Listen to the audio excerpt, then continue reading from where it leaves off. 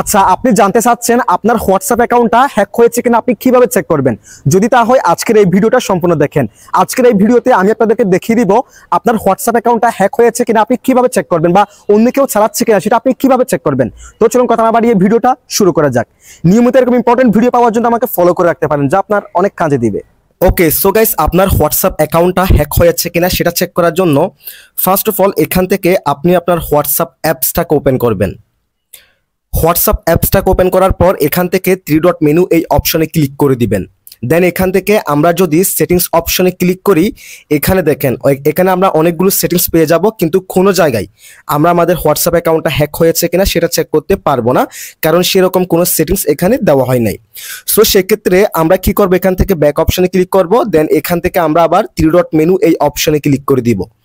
এই অপশনে ক্লিক করার পর আমরা এখান থেকে লিঙ্ক ডিভাইস আমরা এই অপশনে ক্লিক করব 3 নম্বরে।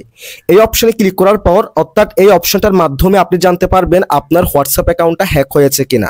সো এখানে দেখেন আপনার হোয়াটসঅ্যাপ অ্যাকাউন্টটা যদি হ্যাক হয়ে থাকে, যে ডিভাইসে আপনার অ্যাকাউন্টটা লগ ইন করা হবে সেই ডিভাইসের মডেল নাম্বারটা এখানে দেখানো হবে।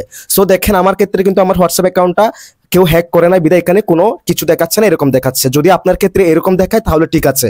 যদি দেখেন এখানে অন্য কোনো ডিভাইস এখানে দেখাচ্ছে, তাহলে সেই ডিভাইস থেকে আপনার অ্যাকাউন্টটা লগ আউট করে দিবেন। That's it.